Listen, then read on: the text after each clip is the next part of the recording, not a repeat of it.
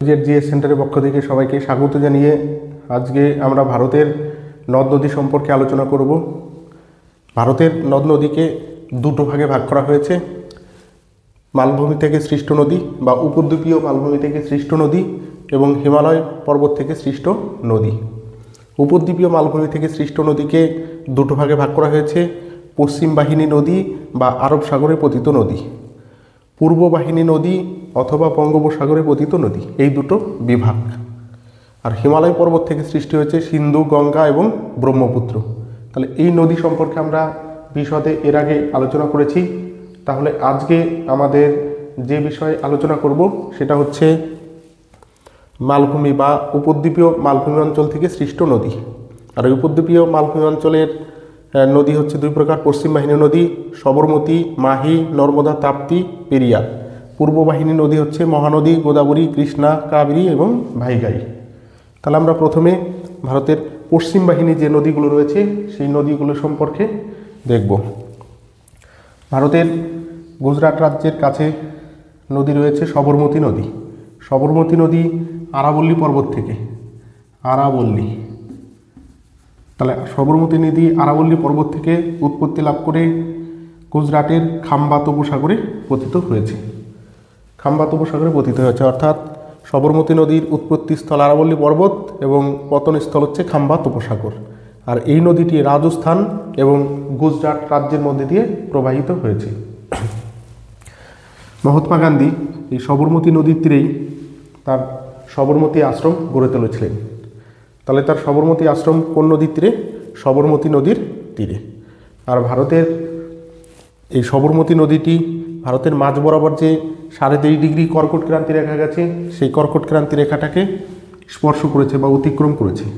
তাহলে ভারতের কর্কট ক্রান্তি রেখাকে অতিক্রমকারী একটি নদী হচ্ছে সবরমতী, যেটা কর্কট ক্রান্তি রেখাকে পার করে চলে এসেছে, অর্থাৎ স্পর্শ করে চলে এসেছে। দ্বিতীয় নদী হচ্ছে মাহি নদী, যেটা মধ্যপ্রদেশের বিন্ধ্য পর্বত থেকে উৎপত্তি লাভ করে গুজরাটের খাম্বাত উপসাগরে এসে মিলিত হয়েছে। তাহলে মাহি নদীর উৎপত্তিস্থল, মাহি নদীর উৎপত্তিস্থল মধ্যপ্রদেশের বিন্ধ্য পর্বত এবং পতনস্থল গুজরাটের খাম্বাত উপসাগর। মাহি নদী মধ্যপ্রদেশ, রাজস্থান এবং গুজরাটের মধ্যে দিয়ে প্রবাহিত হয়েছে। আর মাহি নদীর যেটা বিশেষ বৈশিষ্ট্য হচ্ছে মাহি নদী কর্কট ক্রান্তি রেখাকে দুইবার স্পর্শ করেছে বা দুইবার অতিক্রম করেছে। ভারতের একমাত্র নদী যেটা কর্কট ক্রান্তি রেখাকে দুইবার অতিক্রম করেছে সেটা হচ্ছে তোমার মাহি নদী। তাহলে মাহি নদী কর্কট ক্রান্তি রেখাকে দুইবার অতিক্রম করে খাম্বাত উপসাগরে পতিত হয়েছে। নর্মদা নদী ছত্তিশগড়ের মহাকাল পর্বতের অমরকণ্টক শৃঙ্গ থেকে উৎপত্তি লাভ করে খাম্বাত উপসাগরে পতিত হয়েছে। তাহলে নর্মদা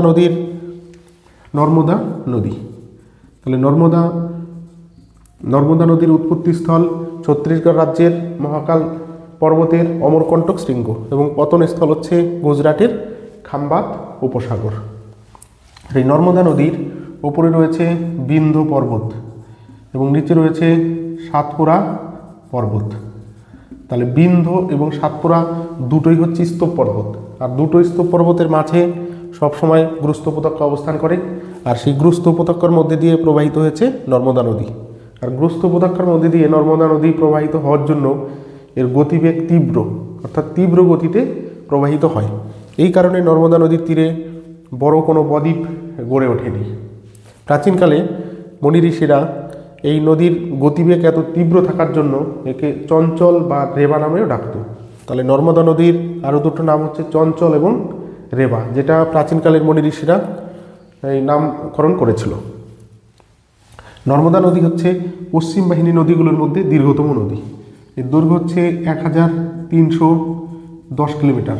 তাহলে পশ্চিম বাহিনী অর্থাৎ আরব সাগরে যে নদীগুলো পতিত হয়েছে সব থেকে দীর্ঘতম নদী হচ্ছে নর্মদা নদী।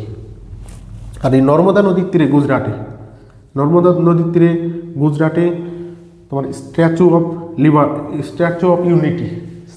অফ ইউনিটি অবস্থান করেছে, অর্থাৎ সর্দার বল্লভভাই প্যাটেলের যে বিখ্যাত মূর্তি বা ভারতের সবথেকে উঁচুতম মূর্তি সেটা এই নর্মদা নদীর তীরেই অবস্থান করেছে, যেটাকে স্ট্যাচু অফ ইউনিটি নামকরণ করা হয়েছে। অর্থাৎ স্ট্যাচু অফ ইউনিটি নর্মদা নদীর তীরে গুজরাটে অবস্থান করেছে।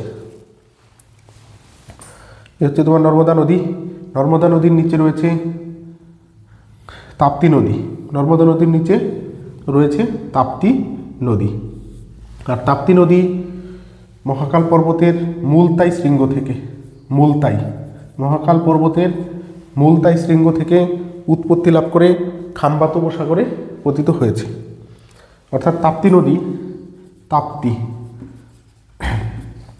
নদী অজন্তা এবং সাতপুরা এই পর্বতের মাঝখানে যে গ্রস্ত উপত্যকা রয়েছে তার মধ্যে দিয়ে প্রবাহিত হয়েছে। অর্থাৎ অজন্তা এবং সাতপুরা পর্বতের মাঝের যে গ্রস্ত উপত্যকা তার মধ্যে দিয়ে প্রবাহিত হয়েছে তাপ্তি নদী। আর গ্রস্ত উপত্যকার মধ্যে দিয়ে প্রবাহিত হওয়ার জন্য তাপ্তি নদীরও গতিবেগ খুব বেশি। এই কারণে মোহনার কাছে কোনো বদ্বীপ গড়ে ওঠেনি। অর্থাৎ মোহনার কাছে কোনো বদ্বীপ তোমার তাপ্তি নদীর নেই। তাহলে তাপ্তি নদীর উৎসস্থল মহাকাল পর্বতের মুলতাই শৃঙ্গ এবং পতনস্থল গুজরাটের খাম্বাত উপসাগর। নিচের দিকে তোমার আন্নামালাই পর্বতের নিচের দিকে রয়েছে আন্নামালাই পর্বত। এই আন্নামালাই পর্বত থেকে একটি নদী উৎপত্তি লাভ করে কেরালার মধ্যে দিয়ে গিয়ে আরব সাগরে পতিত হয়েছে। কোন সাগরে পতিত হয়েছে? আরব সাগরে। তাহলে এই পর্বতের নাম কি? আন্নামালাই। তাহলে আন্নামালাই পর্বত থেকে সৃষ্টি হয়েছে পেরিয়ার নদী, যেটা পতিত হয়েছে আরব সাগরে। তাহলে পেরিয়ার নদী আন্নামালাই পর্বত থেকে উৎপত্তি লাভ করে কেরালার মধ্যে দিয়ে প্রবাহিত হয়ে তোমার আরব সাগরে পতিত হয়েছে। তাহলে পশ্চিম বাহিনী নদী, ভারতের পশ্চিম বাহিনী নদীগুলো হচ্ছে সবরমতী, মাহি, নর্মদা, তাপ্তি এবং পেরিয়ার। এগুলো হচ্ছে উল্লেখযোগ্য পশ্চিম বাহিনী নদী। তাহলে পূর্ব বাহিনী নদীগুলো আমরা দেখব এবার, যে পূর্ব বাহিনী নদীগুলো কী কী রয়েছে এবং তাদের বিশেষত্ব কী আছে। সবার ওপরের দিকে রয়েছে সুবর্ণরেখা নদী, যেটা তোমার ঝাড়খণ্ডের ছোটনাগপুর মালভূমি থেকে উৎপত্তি লাভ করে পশ্চিমবঙ্গ এবং উড়িষ্যার মধ্যে দিয়ে গিয়ে বঙ্গোপসাগরে এসে পতিত হয়েছে। অর্থাৎ সুবর্ণরেখার নদীর উৎপত্তিস্থল ঝাড়খণ্ডের ছোটনাগপুর মালভূমি এবং পতনস্থল হচ্ছে বঙ্গোপসাগর। পশ্চিমবঙ্গ এবং উড়িষ্যার মধ্যে দিয়ে এই নদী প্রবাহিত হয়েছে। এরপরে আরেকটি ছোট নদী রয়েছে, তার নাম হচ্ছে ব্রাহ্মণী নদী। এই ব্রাহ্মণী নদী ছোটনাগপুর মালভূমি থেকে উৎপত্তি লাভ করে উড়িষ্যার মধ্যে দিয়ে গিয়ে বঙ্গোপসাগরে পতিত হয়েছে। এরপরে রয়েছে মহানদী। আর এই মহানদী উৎপত্তি লাভ করেছে ছত্তিশগড় রাজ্যের মহাকাল পর্বতের অমরকণ্টক শৃঙ্গ থেকে। অর্থাৎ মহানদীর উৎপত্তিস্থল মহানদী। তাহলে মহানদীর উৎপত্তিস্থল ছত্তিশগড়ের মহাকাল পর্বতের অমরকণ্টক শৃঙ্গ এবং পতনস্থল হচ্ছে বঙ্গোপসাগর। তাহলে মহানদীর ছত্তিশগড় এবং উড়িষ্যার মধ্যে দিয়ে প্রবাহিত হয়ে তোমার বঙ্গোপসাগরে পতিত হয়েছে। এই মহানদীর কয়েকটি উপনদী আছে। মহানদীর উপনদীগুলো হচ্ছে মান্দ, শিবনাথ আর হচ্ছে অঙ্গ। তাহলে মহানদীর উপনদী হচ্ছে মান্দ, শিবনাথ এবং অঙ্গ। মহানদীর পরে যে নদীটি রয়েছে সেটা হচ্ছে গোদাবরী নদী। আর গোদাবরী নদী মহারাষ্ট্রের নাসিকের নিকটবর্তী ত্রিম্বক শৃঙ্গ থেকে, মহারাষ্ট্রের নাসিকের নিকটবর্তী পশ্চিমঘাট পর্বতের ত্রিম্বক শৃঙ্গ থেকে, তাহলে কোন শৃঙ্গ থেকে উৎপত্তি লাভ করেছে? ত্রিম্বক। কোন পর্বতের? পশ্চিমঘাট পর্বতের ত্রিম্বক শৃঙ্গ থেকে গোদাবরী নদী উৎপত্তি লাভ করে তোমার বঙ্গোপসাগরে পতিত হয়েছে। তাহলে ত্রিম্বক শৃঙ্গ কার নিকটবর্তী? নাসিকের নিকটবর্তী। অর্থাৎ নাসিকের নিকটবর্তী পশ্চিমঘাট পর্বতের ত্রিম্বক শৃঙ্গ থেকে গোদাবরী নদী উৎপত্তি লাভ করে মহারাষ্ট্র অন্ধ্রপ্রদেশ মধ্যে দিয়ে গিয়ে, মহারাষ্ট্র এবং অন্ধ্রপ্রদেশের মধ্যে দিয়ে গিয়ে তোমার পতিত হয়েছে বঙ্গোপসাগরে। এই নদীর দৈর্ঘ্য হচ্ছে 1465 কিলোমিটার। 1465 কিলোমিটার। কোন নদীর? গোদাবরী নদী। তাহলে গোদাবরী নদীর দৈর্ঘ্য হচ্ছে 1465 কিলোমিটার।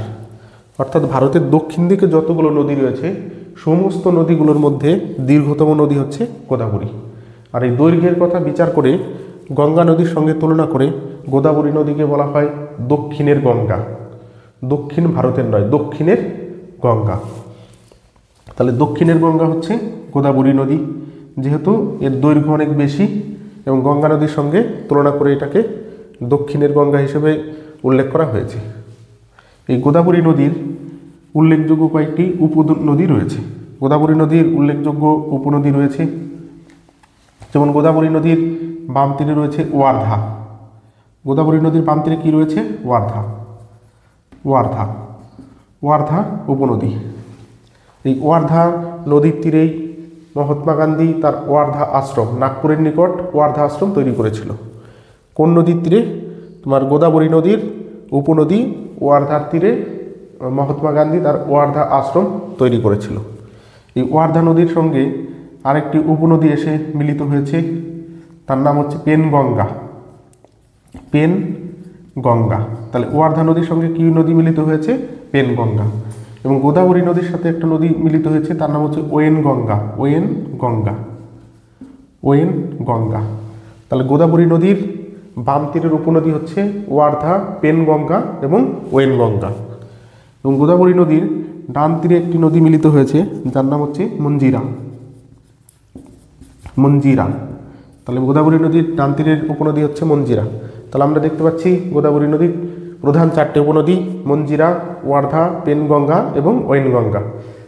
এবং এই নদীগুলোর মধ্যে ওয়ার্ধা হচ্ছে গোদাবরী নদীর দীর্ঘতম উপনদী। তাহলে গোদাবরী নদীর প্রধান উপনদী হচ্ছে ওয়ার্ধা। গোদাবরী নদীর নিচেই রয়েছে কৃষ্ণা নদী। গোদাবরী নদীর নিচে রয়েছে তোমার কৃষ্ণা নদী। তাহলে কৃষ্ণা নদী উৎপত্তি লাভ করেছে পশ্চিম ঘাট পর্বতের মহাবালেশ্বর শৃঙ্গ। মহাবালেশ্বর শৃঙ্গ থেকে। তাহলে পশ্চিম ঘাট পর্বতের মহাবালেশ্বর শৃঙ্গ থেকে কৃষ্ণা নদী উৎপত্তি লাভ করেছে।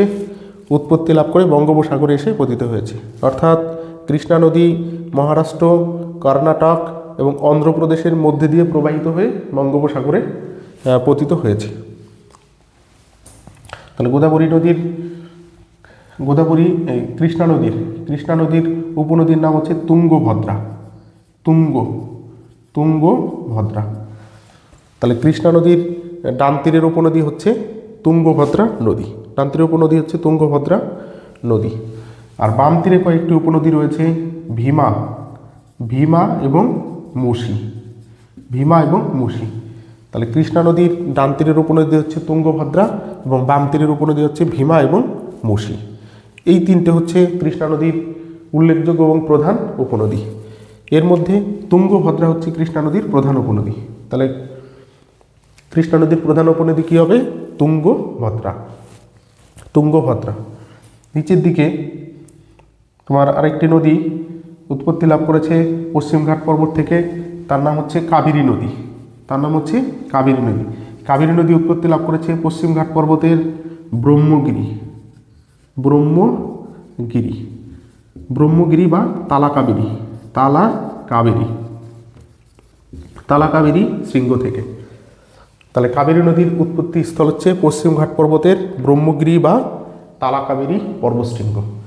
ব্রহ্মগিরি বা তালাকাবেরী পর্বতশৃঙ্গ থেকে উৎপত্তি লাভ করে কর্ণাটক এবং তামিলনাড়ুর মধ্যে দিয়ে তোমার বঙ্গোপসাগরে পতিত হয়েছে। তাহলে তামিলনাড়ুর মধ্যে দিয়ে কোথায় পড়েছে? এটা বঙ্গোপসাগরে পতিত হয়েছে। কোন নদী এটা? এটা হচ্ছে তোমার কাবেরী নদী। আর কাবেরী নদীর কয়েকটা উপনদী রয়েছে: ভবানী, সুবর্ণবতী।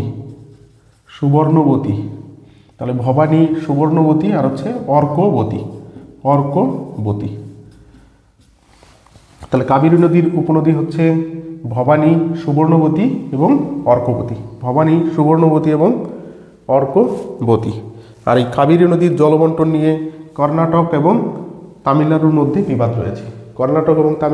বিবাদ রয়েছে তোমার কাবেরী নদীর জলবন্টন নিয়ে। আর কাবেরী নদীর জলকে দক্ষিণ ভারতের মানুষ পুণ্য হিসাবে গণ্য করে। অর্থাৎ পূর্ণতোয়া হিসাবে কাবেরী নদী দক্ষিণ ভারতে বিশেষ পরিচিত। এই কারণে কাবেরী নদীকে বলা হয় দক্ষিণ ভারতের গঙ্গা। অর্থাৎ পূর্ণতোয়া হিসাবে দক্ষিণ ভারতের গঙ্গা হচ্ছে কাবেরী, আর দৈর্ঘ্যের বিচারে দক্ষিণের গঙ্গা হচ্ছে গোদাবরী। তাহলে দক্ষিণের গঙ্গা যদি হয় তাহলে আনসার হবে গোদাবরী, এবং পূর্ণতোয়া হিসাবে যদি হয় তাহলে আনসার হবে দক্ষিণ ভারতের গঙ্গা হচ্ছে কাবেরী। তাহলে পূর্ণতোয়া হিসাবে দক্ষিণ ভারতের গঙ্গা গোদাবরী, এবং দৈর্ঘ্যের বিচারে দক্ষিণের গঙ্গা হচ্ছে কাবেরী। এবং আন্নামালাই পর্বত থেকে একটি নদী উৎপত্তি লাভ করে তোমার বঙ্গোপসাগরে পতিত হয়েছে, তার নাম হচ্ছে ভাইগাই। তাহলে কোথা থেকে উৎপত্তি লাভ করেছে?